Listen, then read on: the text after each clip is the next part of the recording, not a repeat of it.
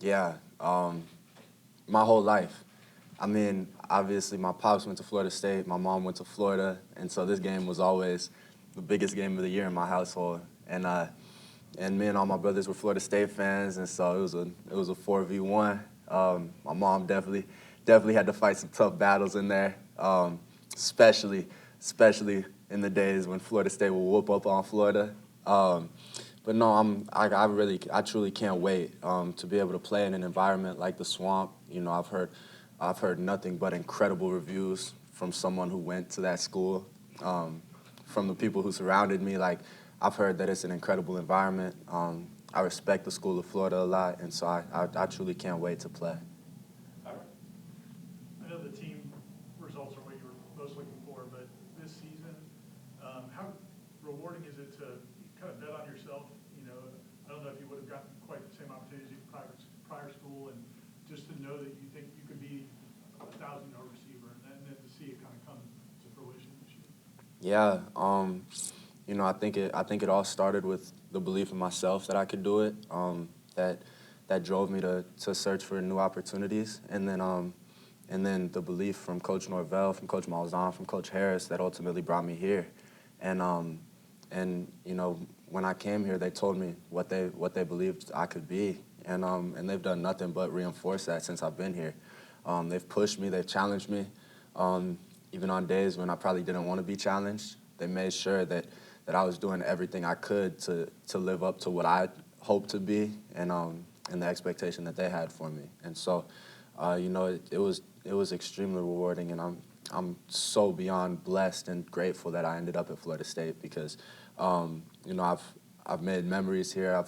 I've built relationships that I'll hold with me for the entirety of my life. Brennan?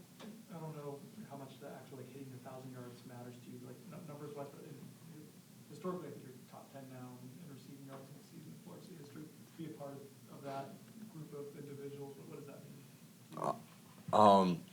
I grew up Florida State receivers. I grew up dreaming about being a Florida State receiver. Like when I envisioned myself playing college football, I envisioned myself playing in the Garnet and Gold and playing in Doak Campbell Stadium, and being able to have the Seminole head on my jersey, right? And I grew up dreaming about being like the guys on that list, and so now the fact that my name's on that list right beside some of the greatest receivers to have ever played at Florida State and to have ever played college football, like, it's truly, it's incredible. And like, if I would have told my 5-year-old self that I would be on that list, I would have looked at myself stunned probably. So it's extremely cool. Gordon, are you going to be back here next year? I think there's a time and a place for that conversation. But I just threw it out there. yes, sir. Right now, all my focus is on Florida, and doing my best to make sure I prepared well, and trying to make a bowl game. Two-parter then, Stephen. Your dad, it is, come on, I have the fact. This seat feels great. Your dad's biggest moments probably at Florida State came in that game at the Swamp. He had the 4th and 14 catch that led to a touchdown, also had a touchdown in that game. Have you talked about that? Have you seen those highlights growing up, what your dad did in the Swamp? Yeah. It's funny. I've actually probably seen him more here than I have anywhere growing up. He'll always try to downplay it, and you always, whenever you think about your dad, you're always growing up thinking, oh, he's just an old man, he's bald in, and he can't keep up with me. But then you get to the place where he played, and people still know his name, and people are still talking about the plays he made, and so it's really, really cool, and it's been really cool for me here to see, like, how much the town of Tallahassee embraces Dominic Robinson, and as a result, how much they've embraced me, and so I'm really, really excited to play in a game where he made some of his biggest plays, and hopefully I can make some plays of my own this game. Your parents were really good athletes, and obviously instilled that in you, both the way to get there and just being a good athlete. What has it been like for you to do that for your younger brothers? It's crazy because a lot of times I don't even realize that they're watching me. But then they'll tell me, or my parents will tell me, or I'll just see their movement patterns sometimes, and it'll be like, dang, that looks kind of familiar.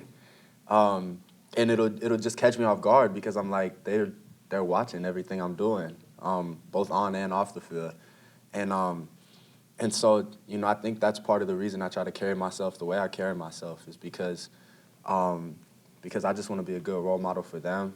I want them to grow up seeing that you can be both a good person and a good athlete. And hopefully, hopefully I've done a good job, done a good enough job, and hopefully I can continue doing a good job for them and anyone else who may be watching me. You talked about relationships earlier, and one that we've heard a lot about from you and from Tommy is that connection that you guys have. This might be the last game, not asking about yours, but just with Tommy's eligibility that you two get to play together. What has that relationship been like both on and off the field for you? Yeah, I mean, Tommy's a big reason why I even came here in the first place. Like that connection.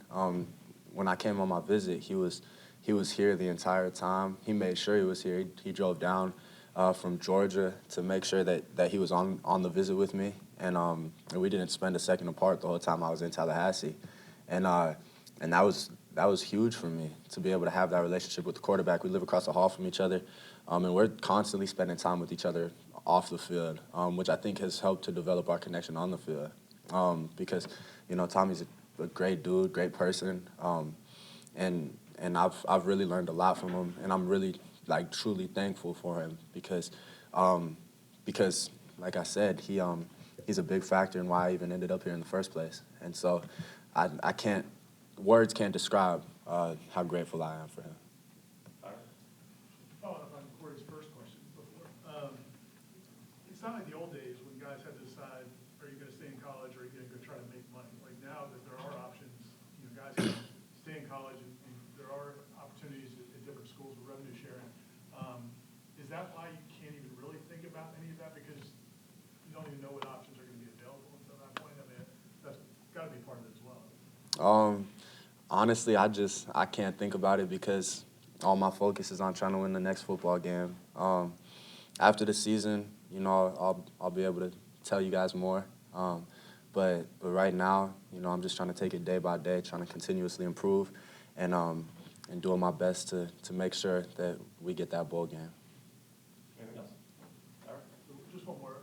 You mentioned your dad being a former football player and your mom was a great swimmer, but not just their athletic ability but and their interest in sports, but he's also a performance coach. And just, how difficult or challenging was it coming up or did you naturally have that work ethic and that desire that they wanted you to have? Yeah, I mean, I think that was kind of instilled in me early. Just seeing both my parents work out every day. They're constantly doing stuff or doing active stuff, and so that's always just what I thought was natural. Like growing up, I would just go to the gym with my pops or work out with my mom, and so I never looked at it like I have to go work out. I just looked at it as when are we going to work out? And so just growing up that way, it just makes sense to me that I would want to work extra because I just truly love it. I love doing it, and it's fun to me. It's fun to me, both in the process and then seeing the results of it. And so, I think it all just stems from both of my parents, just doing it every day. And so I've been extremely lucky, extremely blessed to grow up in the household I did, have the parents I have, because without them, I don't think I am who I am today. We'll do the last one for the last one. 3 for 1. Do you know the down and distance that your dad made that catch? 4th and 14. Okay. Do you remember, did you show your friends on your phone, hey, this was my dad, he did this? And, do you plan on, I don't know, walking on that piece of grass around the area where you made the catch? Did I show my friends the catch on my phone? No. But I think it would be pretty cool to walk along, maybe, run that dig you ran, just map it out on that field. However long you did it, 20 years ago, 22 years ago. I think that would be pretty cool. So we'll see how it ends up working out. But yeah, I'm really excited to experience the Swamp. Awesome. Thanks, Duce. I appreciate y'all. Y'all have a good one. How about-